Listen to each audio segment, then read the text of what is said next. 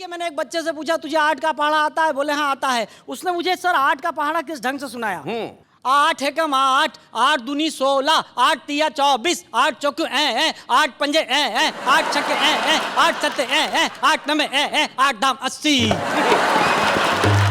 मैं बोला चुप, ये बीच में क्या करता है? तेरा तो जीवन बर्बाद है। वो बोला सर पहाड़ा भूल गया तो क्या हुआ, धुन तो पूरी याद है।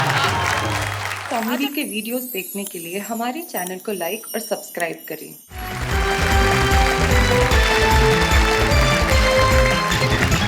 तो ये मिलकर कहते हैं एक बार वाह क्या बात है। हमारे साथ हमारे 3 कवि मित्र हैं। हमारे साथ सबसे पहले जो बैठे हैं शानदार, ऐसा लग रहा है जैसे पंचायत का चुनाव लड़के सीधे सीधे आ रहे हैं या जाके लड़ेंगे। नाम इनका फारूक सरल है, लेकिन सरल साहब चुनाव मत लड़िएगा क्योंकि इन दिनों चुनावों में सरल लोग चुनाव नहीं लड़ते हैं, काफी टेढ़े लोग चुनाव लड़ते हैं, इसलिए आपकी जगह यही ठीक है, आप अदब की महफिल में रहिए। हम स्वागत करते हैं फारूक सरल का। फारूक सरल साहब के पास जो बैठे हैं वो बैठे हैं, वो ऐसे योगी किस्म के आदमी है कि कहीं भी बैठ सकते हैं। इतने अद्भुत व्यक्ति हैं प्रदीप चौबे कि एक बार इनके 15 शिष्य थे और 15 शिष्यों को इन्होंने कहा कि रास्ते में जाना और कहीं कोई महिला दिख जाए तो महिला को देखना मत, बस मुंह से कहना राम राम राम। अब इनके शिष्य भी इनकी तरह 15 ही शिष्य निकले और एक शिष्य की अचानक आवाज आई राम राम राम, तो बाकी 14 एक साथ बोले कहाँ है कहाँ है कहाँ है। जैसे गुरु वैसे चेले। तो ये हमारे मठाधीश हैं हास्य के, जो प्रदीप चौबे जी यहाँ पे बैठे हैं, उनके पास जो बैठे हैं वो भी इसलिए बैठे हैं कि ये विवादास्पद ढांचा है। एक ऐसा व्यक्ति जिसकी आंखों में करुणा और रुदन का ऐसा स्थायी भाव है जिसे देख के ये लगता है कि उसका जन्म केवल चंदा लेने के लिए हुआ। लेकिन दिनेश दिग्गज एक अद्भुत व्यक्तित्व है और हमारे बड़े ही कमाल के कवि हैं, और इस आत्मविश्वासी कवि को मैं सबसे पहले इस मंच पे बुलाना चाहता हूं कि दिग्गज जी जरा आइए, कुछ सुनाइए, और भाई आप लोग जरा तालियां।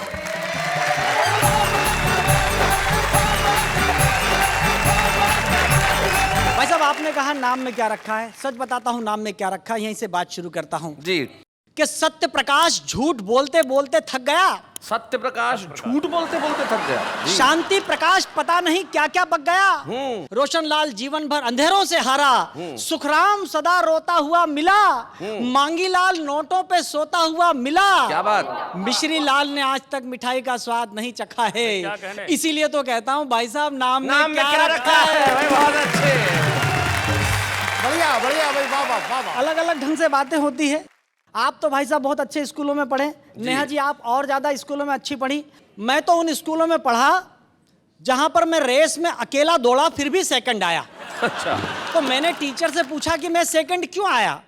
वो बोले जिसे फर्स्ट आना था वो आज स्कूल नहीं आया। वैसे तुम रेस की बात कर रहे थे, मुझे याद है प्रदीप चौबे जी एक बार अपने घर में मोबाइल फोन लेके घुसे दौड़ते हुए। बीवी ने पूछा कैसे? बोले रेस में जीत के आया हूं। तो बोले सेकंड कौन आ रहा है? बोले जिसका मोबाइल है। यहाँ मेरे युवा दोस्त बैठे हुए, उन्होंने स्कूलों में पढ़ा होगा 8 का टेबल, 8 1 जार 8, 8 2 जार 16, जो भी आपने पढ़ा। हम जब स्कूलों में पढ़ते थे तो हमें पढ़ाया जाता था 8 एकम 8, 8 दूनी 16, 8 तिया 24। देखिए मैंने एक बच्चे से पूछा तुझे 8 का पहाड़ा आता है? बोले हाँ आता है। उसने मुझे सर 8 का पहाड़ा किस ढंग से सुनाया? 8 एकम 8, 8 दूनी 16, 8 तिया 24, 8 चौके 8 पंजे 8 छक्के 8 सत्ते 8 नमे 8 दाम 80।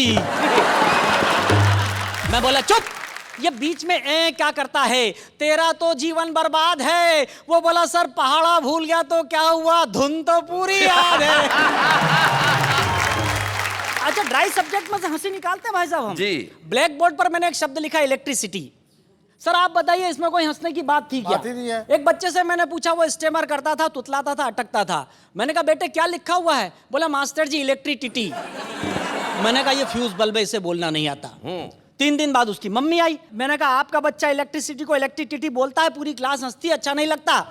उसकी मम्मी कहने लगी मास्टर जी माफ कर दो ना, बच्चा छोटा है, इसकी कैपेसिटी ही कितनी है।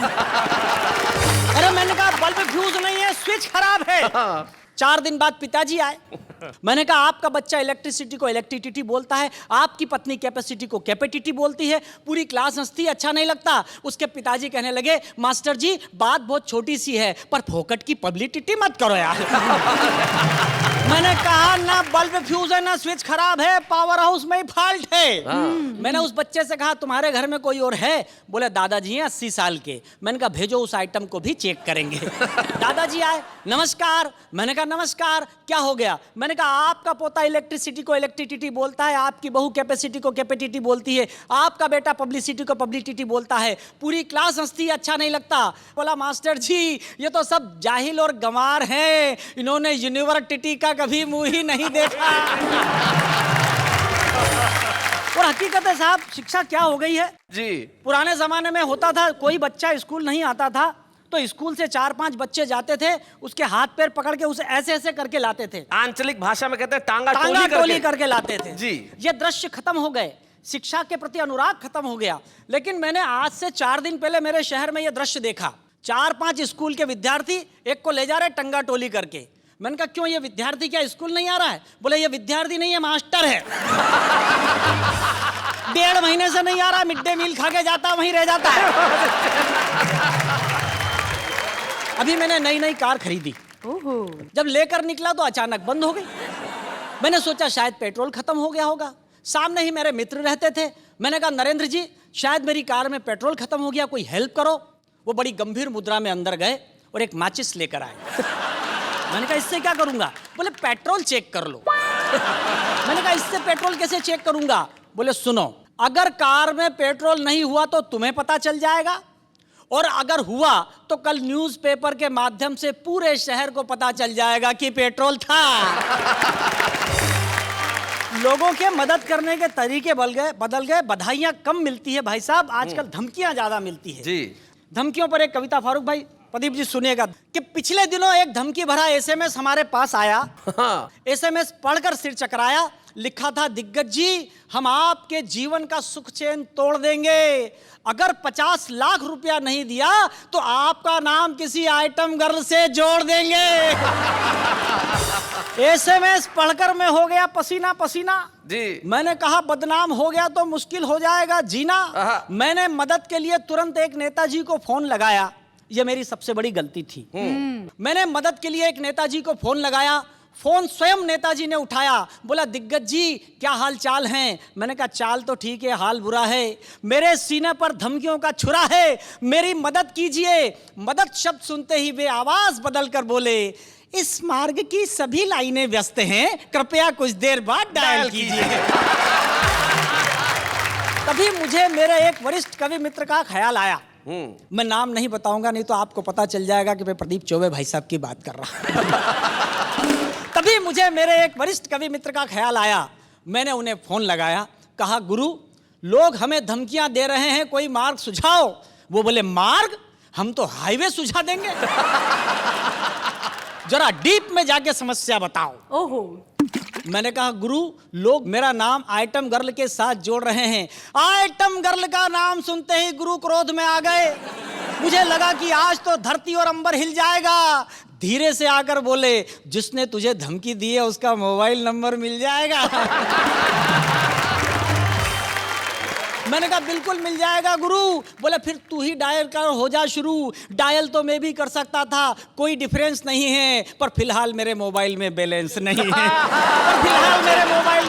नहीं है। तो मैंने कहा गुरु क्या आप धमकी देने वाले को डराएंगे, धमकाएंगे या समझाएंगे? बोले न डराएंगे, न धमकाएंगे, न समझाएंगे, हम एक नई टेक्निक अपनाएंगे। तेरा नाम डिलीट करके हम अपना नाम जुड़वाएंगे। क्या बात है, बहुत अच्छे। क्या कहने वाह वाह वाह। अचानक वे शायरी करने लगे। अरे हजारों साल नरगिस अपनी बेनूरी पर रोती है, तब कहीं जाकर चमन में एक फूल खिलता है। और सच बात तो यह है कि आम आदमी को आजकल बदनाम होने का मौका ही कहाँ मिलता है। क्या बात है भाई, वाह वाह वाह वाह। दिग्गज भाई तुझे बधाई, तुझे धमकियां मिल गई, हमें कविता मिल गई। ये धमकियां नहीं थी, नई कविता के लिए नया प्लॉट है। वाह वाह क्या बात है, वाह वाह क्या बात है।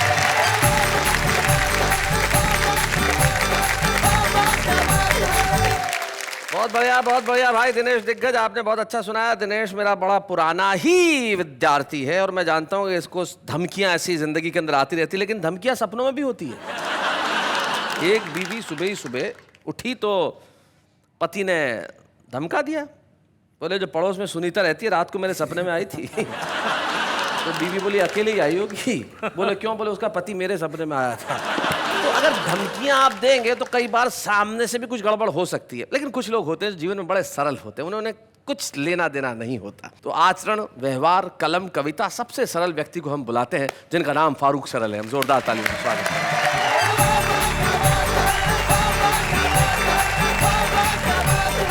बहुत अच्छा लग रहा वाह में आके के।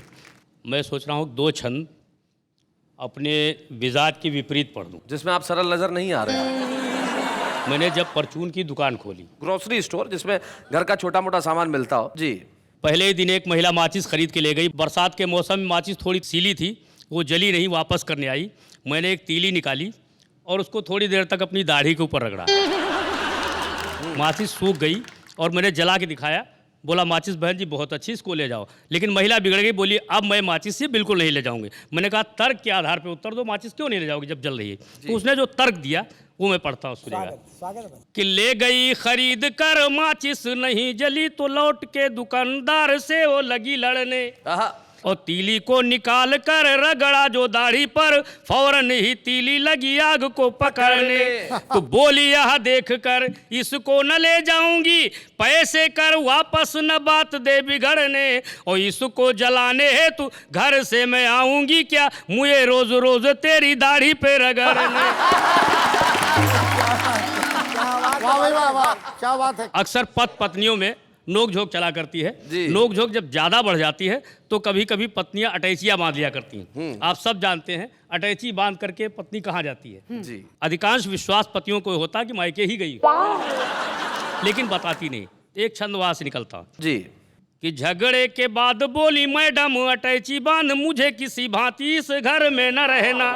और मैंने कहा गुस्सा छोड़ो, पति पत्नी है हम, हमें मिलजुल के है सुख दुख सहना। बोली झुंझला के इस घर से तो उत्तम है मेरे लिए जाके किसी नरक में दहना। और मैंने कहा अच्छा यदि नरक में जाती हो तो मम्मी जी से अपनी मेरा सलाम कहना। अभी शैलेश जी ने कहा था कि मैं चुनाव लड़ने की मुद्रा में हूं, लेकिन उन्होंने मशवरा दिया था तो मैं थोड़ी देर के लिए चुनाव लड़ता हूं और मेरा दावा है कि मैं ही चुनाव जीतूंगा। उसका कारण यह है कि जो मेरा प्रतिद्वंदी है, प्रतिपक्ष में है, वो भी मेरे ही समान गुण वाला, दोष वाला है। अच्छा। तो थोड़ी देर के लिए मान लीजिए कि एक प्रत्याशी मैं हूँ, एक प्रत्याशी मेरा भाई दिनेश दिग्गज है। ठीक। दोनों में गुण दोष सब बराबर हैं। एक एक्स्ट्रा बाल वाला, एक बिना बाल वाला। थोड़े बहुत अंतर चलते हैं जी। वो अनुपात बराबर हो जाता है। अनुपात बराबर हो जाए। तो सुनेगा कि एक से बढ़कर एक लुटेरे, सब कुर्सी को खड़े हैं घेरे, एक दूजे पर आंख तरेरे, चोर चोर भाई मौसेरे। वाह। इस कुर्सी पर हम बैठेंगे कहीं और तुम किसको हमारे सिवा, बोलो चुनोगे तुम किसको हमारे सिवा, बोलो चुनोगे तुम किसको। पहली समानता, थोड़ा बहुत अंतर शब्दों का हो सकता है लेकिन अर्थवत्ता और गुणवत्ता दोनों की बराबर। जी। कि मैं झगड़ालू ये है लड़ाकू, मैं चंगेजी हूँ ये हलाकू, मैं हूँ छुरी और ये चाकू, मैं भी डाकू ये भी डाकू। क्या बात है। और दोनों देश को ही लूटेंगे, चुनिए चाहे जिसको हमारे सिवा, बोलो चुनोगे तुम किसको हमारे सिवा, बोलो चुनोगे तुम किसको।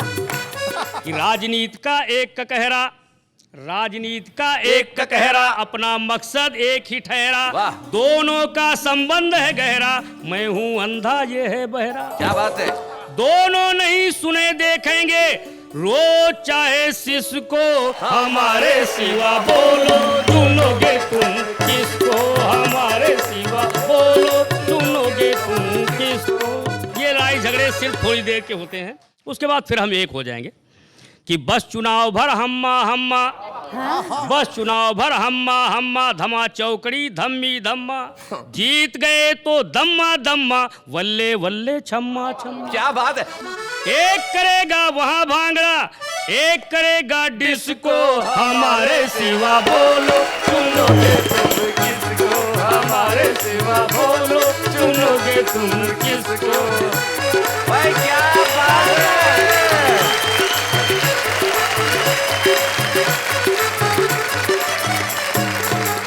भाई फारूक भाई क्या बात है, आपके लिए मिलकर एक बार कहते हैं वाह वाह क्या बात है। सचमुच अगर हमारी बारी आई कि हम किसे चुने तो हम आपके सिवा किसी को नहीं चुनेंगे। क्या खूबसूरत गीत आपने सुना, इतना बढ़िया व्यंग गीत। हमारे देश का हाल ऐसा ही है, लेकिन आपको क्या लगता है नेता सिर्फ यही सपने देखते हैं? प्रदीप भाई, एक नेता एक सपना देखता था कि रोज सपने में रात को चुनाव हार जाता था, तो डॉक्टर के पास पहुंचा, कुछ दवाई दीजिए, मैं रोज रात को सपने में चुनाव हार जाता हूँ। डॉक्टर ने दवाई दी, दूसरे ने आया, बोले क्या दवाई दी, गड़बड़ हो गई। बोले क्या? बोले कल तक तो हार ही रहा था, आज तो जमानत जब्त हो गई। तो जिस देश में सपनों में भी ये हाल हो उस देश का क्या किया जाए। लेकिन कुछ लोग होते हैं जो हकीकत में इतना हंसाते हैं कि आप सपने भी उन्हीं के देखते हैं। प्रदीप चौबे उनमें से ऐसा ही नाम है जो हकीकत में आपको इतना हंसाएंगे कि आज रात को जब आप सोएंगे तो सपने में भी आपको प्रदीप चौबे नजर आएंगे। लेकिन डरावने सपने उसे नहीं कहते, वहां पे भी वो आपको हंसाने के लिए आएंगे। प्रदीप चौबे, जिन्हें मैं प्यार से और जो मुझे प्यार से मिस्टर चौबी कहते हैं। तो एक मिस्टर चौबी इधर है, एक मिस्टर चौबी उधर है। तो मिस्टर चौबी जरा आइए, हम आपके लिए जोरदार तालियां बजाते हैं। प्रदीप चौबे।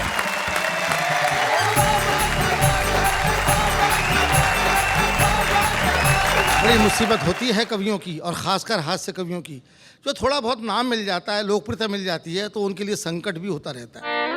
मैं कॉलेज में कविता पढ़ने के लिए गया, कवि सम्मेलन में गया, तो वहाँ का एक नौजवान जो स्टूडेंट था वो मेरे पास में आके मेरे काव्य पाठ से पहले बोला कि प्रदीप जी, आपको तो हम सुनते ही रहते हैं, लेकिन आपसे पहले अगर मैं 2 मिनट की पढ़ दूँ तो क्या मुझको आज्ञा देंगे, अनुमति देंगे? मैंने दया की उस पर, मैं कहा पढ़ ले भाई।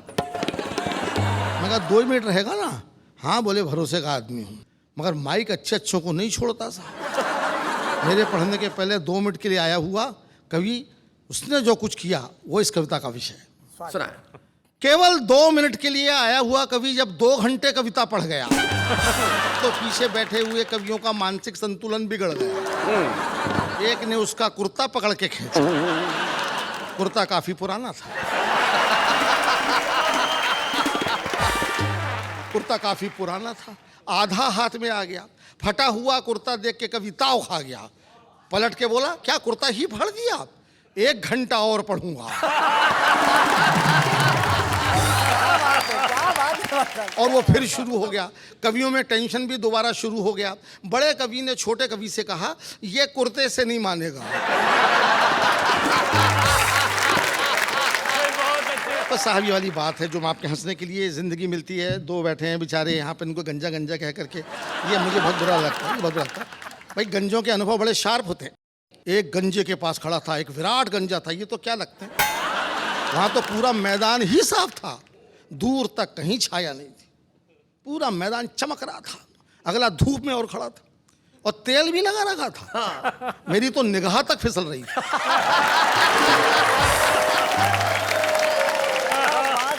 लेकिन उसके गंजत्व से आकर्षित होकर के मैं उसके पास पहुंच गया कि शायद कुछ देखने को मिले। तो गौर से देखा, दिखा साहब उसकी खोपड़ी पे 2 बाल लहरा रहे थे। एक बाल सीनियर था, दूसरा जूनियर था।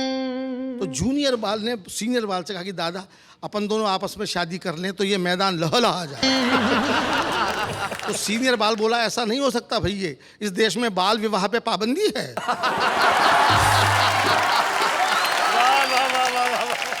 रेल यात्रा की कविता में सुना देना चाहता हूँ। आज तो रेलों में बड़ी सुविधाएं हैं साहब, एसी वेसी हैं, तमाम है, सब कुछ है। एक ज़माने में रेलों में केवल रेल ही होती थी। और अभी मैं गया आपके राजस्थान में बीकानेर इलाके में, वहाँ पर आज भी मीटर गेज है, मीटर गेज। वो शायद आप मीटर गेज के बारे में नहीं जानते होंगे, क्योंकि ब्रॉड गेज चलता है आजकल, मुझे खुद नहीं मालूम था जी। और वहाँ मीटर गेज थी, उसी में बैठना था। तो मैंने गार्ड से पूछा कि गार्ड साहब मीटर गेज किसको बोलते हैं? तो वो बोला बैठ के देखो। तो मैं बैठ गया, उसी में जाना था। मीटर गेज में बैठने के बाद मुझे पता चला कि वो गाड़ी 1 घंटे में 1 मीटर जाती थी।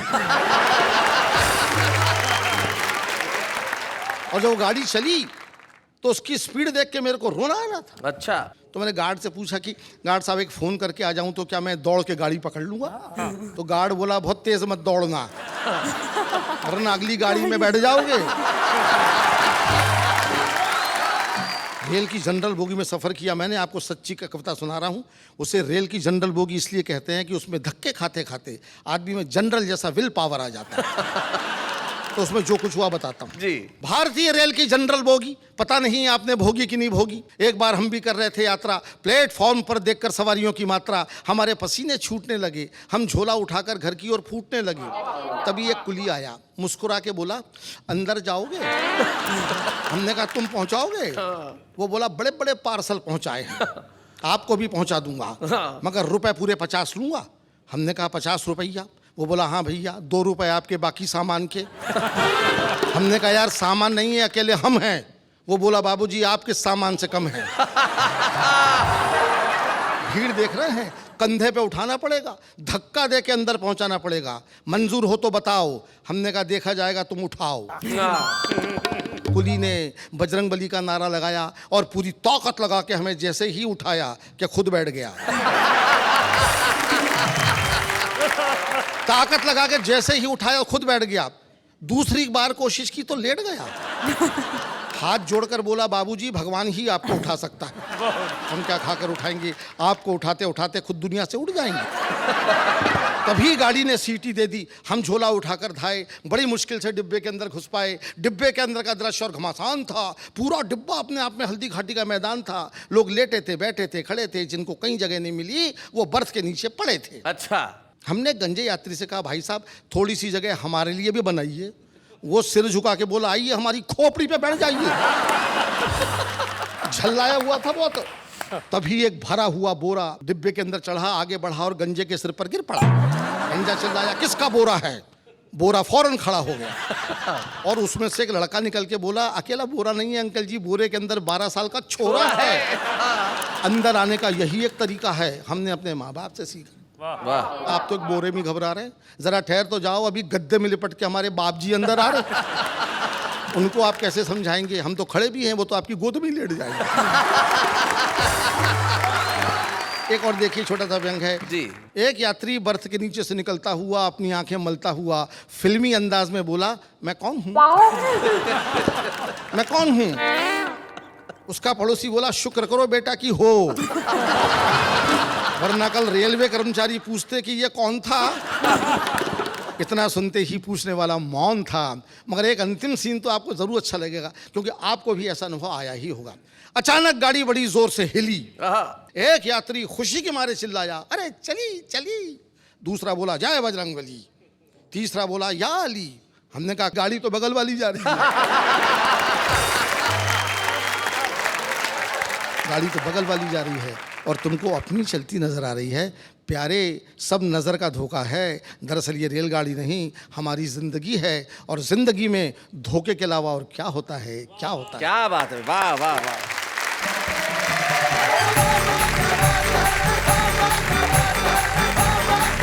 इस वक्त एक खास मेहमान को हम बुलाना चाहते हैं, एक ऐसा मेहमान जिसकी तरह गीत लिखने के लोग सपने देखते हैं, जिन्होंने जाने कितनी फिल्मों में गीत लिखे। एक बड़ा ही लोकप्रिय गाना हुआ था, सोनू निगम साहब ने अपने एल्बम में गाया था, बिजुरिया, उसके रचनाकार वो है। और सबसे बड़ी चीज़ ये है कि तिहरी प्रतिभा के धनी है।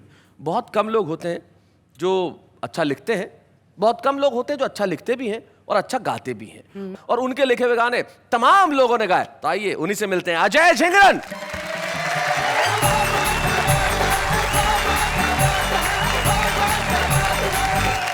पहले वही गीत पेश करूंगा जो मेरी पहचान बना हुआ है पूरे देश में। मेरा पहला गीत था, तो मुझे आज भी वो लम्हा याद है जब वो गीत रिलीज हुआ था, तो मैं कैसे भाग के ऑडियो की शॉप पे गया था खरीदने के लिए अपना कैसेट। ये सपना होता है, सहारनपुर से एक लड़का आता है जिसका नाम अजय झिंगरन होता है, और इनकी एक ख्वाहिश होती है कि जब मेरा गाना आया तो मैं ऑडियो कैसेट खरीद के लाऊं। ये ख्वाहिश पूरी हुई। एक खूबसूरत गाना अजय हमें सुना रहे हैं जो अजय ने लिखा।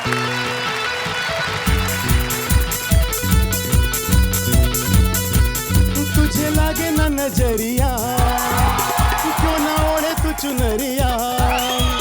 तुझे लागे ना नजरिया, ओढ़ ले चुनरिया। मेरे जिंदा है, मेरे दिल पे गिरा है रे बिजुरिया, बिजुरिया। मेरे जिंदा है, मेरे दिल पे गिरा है रे बिजुरिया, बिजुरिया। नैना मत वाले ये बाल घुंघराले, ये भोले भाले दिल पे चलाए छुरियां। महकी हवाएं भी यही गुनगुन के दिल से दिल मिला ले या मिटा दे दूरियां।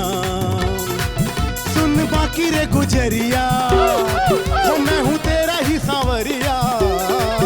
सुन बाकी रे गुजरिया, तेरा ये सांवरिया, तुझ पे ही मरता है नाम तेरे करता है सारी उमरिया। पंक्ति देखिए, ख्वाबों की तू रानी है, गीतों की जवानी है, तेरे बिना अब कहीं लागे ना जिया। इतनी सी कहानी है, तू ही जिंदगानी है, गोरिया ये तूने कैसा जादू है किया। हो सुन बाकी रे गुजरिया, हो मेरी भोली सी बावरिया। हो सुन बाकी रे गुजरिया, भोली सी बावरिया, तेरी अंगड़ाई मेरे दिल पे है छाई, आए बन के बदरिया। ओ तेरी अंगड़ाई मेरे दिल पे है छाई, आए बन के बदरिया। ओ तिरछी निगाहें मेरे दिल पे गिराए रे बिजुरिया बिजुरिया। Thank you. क्या बात है अजय भाई, क्या बात है। मैं जानता हूं कि आप जब बिजुरिया जैसे हिप हॉप लिखते हैं और कमाल करते हैं, वहीं आप शानदार कव्वाली भी लिखते हैं, तो क्यों ना वो सुना दें? बिल्कुल, आपका आदेश सर आंखों पर। जी। दिम दिम ताना धीरे नाम ताना ना नाम, दिम दिम ताना धीरे नाम, दिम दिम ताना धीरे नाम ताना ना नाम, दिम दिम ताना धीरे नाम। मुझ में ही छुप के छले जिया, मुझ में ही छुप के छले जिया। अरे मोरा पिया बहरू पिया, मोरा पिया बहरू पिया। छब दिखला के कहाँ छुपा पिया, क्या बात है। मोरा पिया बहरू पिया। अरे मोरा पिया बहरू पिया। इसकी हकीकी की पंक्तियां देखिएगा। इरशाद। मेरे लब पे तेरे नगमे जवां हैं, मेरे दिल पे तेरे दिल के निशान हैं, कि अब मैं बन गया तू और तू मैं, कोई कह दे जुदा हम तुम कहाँ हैं, मुझ में ही छुप के छले जिया। मोरा पिया बहरू पिया। फोटो पे इनकार बहुत है,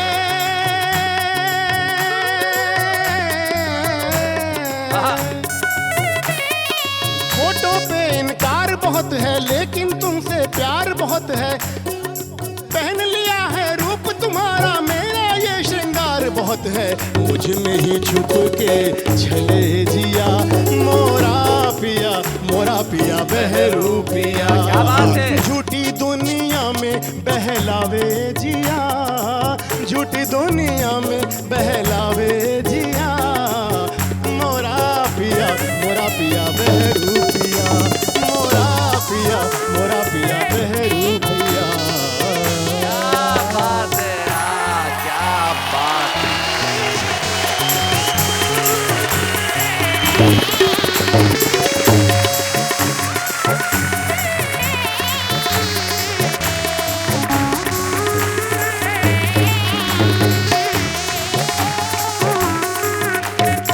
क्या बात है। अजय झिंगुरन जी ने जिस ढंग से, जिस अंदाज से अपनी रचनाओं को यहाँ सुनाया, उससे ये साबित होगा कि कविता हर जगह बसती है। ऐसे बहुत सारे छुपे रुस्तम होते हैं जो जिंदगी में किसी भी मुकाम पर रहें लेकिन अपने कवि को मरने नहीं देते।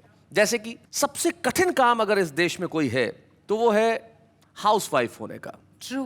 लेकिन कुछ छुपे रुस्तम ऐसे होते हैं जो घर में रह के सिर्फ घर ही नहीं संभालते, लफ्जों को भी संभाल के रखते हैं, अल्फाज भी उनके पास होते हैं। एक ऐसी ही छुपे रुस्तम आज हमारे साथ है जो दुर्ग में रहती हैं। नाम उनका श्रीमती शशि दुबे है और मैं जानता हूँ उनके पति को ये कह देना चाहता हूँ कि आज ये छुपे रुस्तम के रूप में आ रही हैं, कल आपके लिए बहुत बड़ा चैलेंज होने वाली है। डॉक्टर शशि दुबे।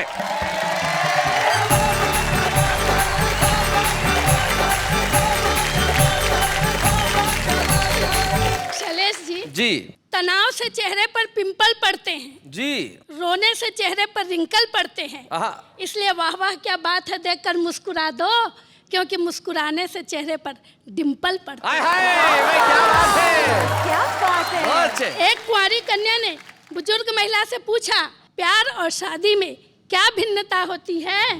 महिला ने कहा, रे पगली, प्यार अंधा होता है हाँ। और शादी आंखें खोल देती है। प्यार में दो दिल इतने पास आ जाते हैं, इतने पास आ जाते हैं कि बिना बोले एक दूसरे की सारी बातें समझ जाते हैं। क्या बात है। और शादी में शरीर तो पास रहते हैं किंतु दिल इतने दूर हो जाते हैं, इतने दूर हो जाते हैं कि बिना चिल्लाए एक दूसरे को अपनी बातें समझा नहीं पाते। क्या बात है भाई, बहुत बढ़िया। प्यार है टॉफी जो रहती तो कुछ देर तक है किंतु मुंह में मिठास घोल देती है, और शादी है च्युइंग गम जो रहता तो देर तक है पर मुंह बेस्वाद कर जाता है। वाह वाह। दरअसल प्रेमिका नाम है प्यास का, हाँ। और पत्नी नाम है तृप्ति के एहसास का। वाह। पुरुष प्यास की खातिर बार बार प्रेमिका के पास जाता है किंतु पत्नी के बिना रह भी नहीं पाता है। भाई वाह वाह वाह वाह, बहुत अच्छे। पुरुष चाहता है दोनों हाथों में हो लड्डू किंतु अरे ओ निखड्डू, तुझे इतनी सी बात समझ में नहीं आती है कि एक म्यान में दो तलवारें कभी रह नहीं पाती। क्या बात है, बहुत अच्छे। हर पत्नी की यही इच्छा होती है कि उसका पति उसे आई लव यू बोले, किंतु पति सब कुछ कहता है, बस यही 3 शब्द नहीं। यही भाई बहुत अच्छे। यही जानने के लिए मैंने एक बार अपने पति से कहा, क्यों जी, अगर मैं आपसे लड़ झगड़ कर कहीं दूर चली जाऊं या घर से भाग जाऊं तो तुम क्या करोगे? रोगे, पछताओगे, मेरी याद में आंसू बहाओगे, अखबारों में विज्ञापन दोगे, कैसे कैसे विज्ञापन दोगे, जरा मुझसे भी तो कहो। पति ने कहा, री पगली, मैं तेरा शुभ चिंतक हूँ, लिखूंगा जहां भी रहो खुश रहो। जैसे ही पति प्रवचन सुनकर घर आया, आते ही पत्नी को गले लगाया। पत्नी हर्षाई, शर्माई, सकुचाई। अपने पति की यह अदा उसे बहुत पसंद आई। पूछा, क्यों जी, क्या गुरुजी ने रोमांस करने को कहा है? पति ने कहा, नहीं री पगली, अपने दुख को गले लगाने को कहा। एक पत्नी ने अपने पति से कहा, क्यों जी, जब हमारी नई नई शादी हुई थी तब तो आप बड़ा प्यार जताते थे, मैं खाना बनाती थी, आप मुझे प्रेम से निहारते थे, पहले मुझे खिलाते थे, फिर खुद खाते थे, अब आपके प्यार को क्या हो गया है? पति ने कहा, री पगली, अब तुझे खाना बनाना आ गया। चले जी, अभी आप कह रहे थे सपने देखना चाहिए, हाँ। तो मैं आपसे कहना चाहूंगी कि सपने भी सोच समझकर देखना चाहिए जी। एक बेरोजगार नवयुवक ने भगवान के सामने अर्जी लगाई, अपनी छोटी सी डिमांड बतलाई। हे भगवान, एक जॉब दे दे, एक बंगला, एक बड़ी सी गाड़ी जिसमें बैठी हो मेरे साथ कन्या कुंवारी। भगवान की कृपा से खुल गया उसका भी मुकद्दर, और गर्ल्स कॉलेज की बस चला रहा है बनकर ड्राइवर। एक नवयुवती जिसने देखी थी पिक्चर शोले, बार बार भगवान के सामने यही डायलॉग बोले, हे भगवान, मुझे कुछ नहीं चाहिए, मेरी माँ को एक दामाद दे दे। भगवान की कृपा से उसकी भी किस्मत खुल गई, और उसकी तो नहीं, उसकी छोटी बहन की शादी हो गई।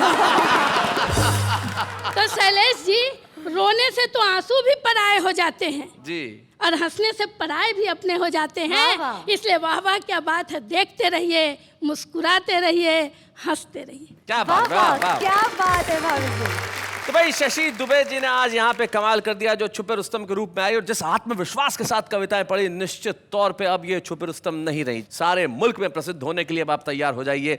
आपकी कविताएं आज सारी दुनिया ने सुनी है, और कल जब आप जाएंगी लोग आपके ऑटोग्राफ लेंगे और कहेंगे आप वही है ना जो छुपे रुस्तम में आई थी। आइए हम आपके ऑटोग्राफ के जीवन की शुरुआत करते हैं, और आपको एक स्मृति चिन्ह देना चाहते हैं कि आपकी सफलता का प्रारंभ उस मंच से हुआ जिसका नाम है वाह वाह क्या बात है। बच्चे हैं या बूढ़े हैं, नर है या नारी है, हंसी देने वालों के सब ही आभारी है, कविता सुनाने वाले अब सबके साथ है। क्या बात है। वैसे अब मुझे समझ में आ गया क्या? कि सपने वही देखने चाहिए जो साकार हो सके। ओके, यानी कि अब तुम एंकर बनने का सपना नहीं देख रही हो। वो सपना नहीं है। चलिए, सपने वही देखने चाहिए जो साकार हो सके, लेकिन सपने जरूर देखने चाहिए, और ये कभी तय नहीं करना चाहिए कि मैं जो सपना देख रहा हूं वो साकार होगा या नहीं, क्योंकि सपना देखना मेरा कर्तव्य है और उन्हें साकार करना उसकी जिम्मेदारी है। लेकिन उसकी जिम्मेदारी निभाने से पहले हमें अपना परिश्रम तो करना पड़ेगा। और इस देश का आम आदमी जो है वो बड़े सपने देखता है, हकीकत में बातें कड़वी कड़वी कहता है, लेकिन सपने बड़े अच्छे देखता है। अब उनके सपने और हकीकत की बातें क्या होती है जरा देखते हैं। उम्र काफ़ी नादान है मेरी, हंस के जीने की पहचान है मेरी। दिल दुखों से भरा हो आपका तो मेरे पास आइए, दिल रिपेयर करने की दुकान है मेरी। आज से पहले मैं उम्मीद क्यों छोड़ूं? दया बोला पेमेंट सबको मिलता है, दरवाजा हमेशा मैं ही क्यों तोड़ूं? गॉड ने दिन बनाया और नाम दिया आफ्टरनून, रात की रोशनी बनाई और नाम दिया मून, सोच समझ कर तुम्हें बनाया और नाम दिया कार्टून। उंगली में चुभी सुई, अरे उंगली में चुभी सुई, उई उई उई उई। हरो फूल बरसाओ, मेरा दोस्त आया है, होठों पे मुस्कान, गली में महक लाया है। जिसे थी पानी से एलर्जी, आज वो साबुन से नहा के आया है।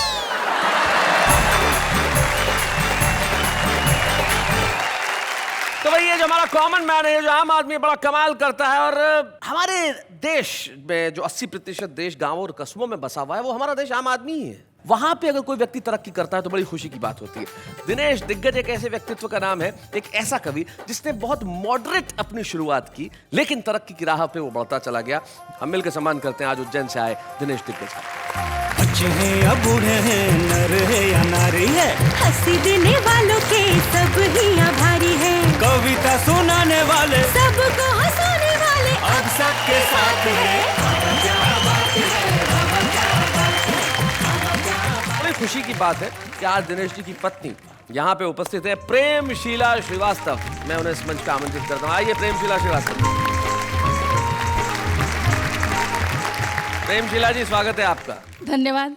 आपकी अरेंज मैरिज है या लव मैरिज? Arrange marriage. लेकिन हमें तो विश्वस्त सूत्रों द्वारा ज्ञात हुआ है कि ये लव मैरिज थी। ये सब लोगों को पता लग जाएगा इसलिए। मतलब अरेंज बता रही है, तो लव मैरिज बताने में क्या दिक्कत है? मतलब इनसे प्यार हुआ, इसमें शर्मिंदगी है? क्यों? क्योंकि सभी लोग सुन रहे होंगे। भाई देखो, भारतीय संस्कृति देखिए कि सभी लोग सुन रहे हैं, तो मैं सबके सामने नहीं कह सकती कि मैं पति से प्यार करती हूँ। भाई वाह वाह, इस संस्कृति को प्रणाम करते हैं, बहुत अच्छे। क्या कैसा व्यवहार रहता है घर में इनका? डरते हैं मुझसे बहुत। क्या आप मतलब पीटती वीटती हैं, क्या करती हैं? नहीं, पीटती नहीं है, फिर भी डरते हैं, खाली धमका रखा है? अच्छा अच्छा। आज आप कैसा महसूस कर रही? आज मुझको बहुत खुशी हो रही है कि आपने यहाँ इनको सम्मान किया और मुझे भी बुलाया। बहुत बहुत ज़्यादा खुशी हो रही है। क्या बात है, वाह वाह, बहुत स्वीट है। दिनेश आप कुछ कहना चाहते हैं? निश्चित रूप से आज खुशी का इसलिए भी मौका है कि जहाँ मेरी पत्नी और मुझे आपने सम्मानित किया, लेकिन उससे बड़ी बात यह है कि मेरे परिवार के जो सबसे अहम और बड़े सदस्य हैं, हमारे आचार्य पीठ के जो सबसे बड़े सदस्य हैं, यानी आप, वो आप मेरे साथ हैं। और शायद ज़िंदगी में ईश्वर से मैंने अगर और कुछ भी मांगा होता आज के दिन तो मिल जाता, पर आज आपने मेरा जो सम्मान किया आपकी उपस्थिति में, आपके हाथों से, शायद मैं इस जन्म में नहीं भूल पाऊंगा। और अगला जन्म अगर मुझे मिला तो आपको बड़े भाई के रूप में ढूंढना मेरी पहली प्राथमिकता होगी।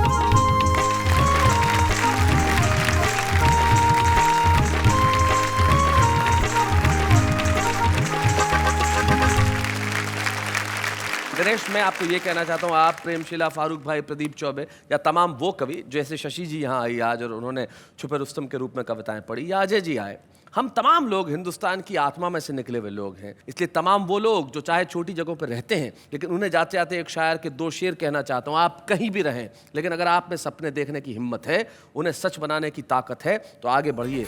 जमाना आपका इंतजार कर रहा है। तब मैं कहता हूँ कि दिल आंखें बंद करके भी वो चेहरा देख सकता है। वो तमाशा ही नहीं है, मगर तमाशा देख सकता है। और हम खिड़कियां दरवाजे बंद कर ले तो भी क्या होगा, जो सूरज है उसे जमाना देख सकता है। वाह वाह, क्या बात है।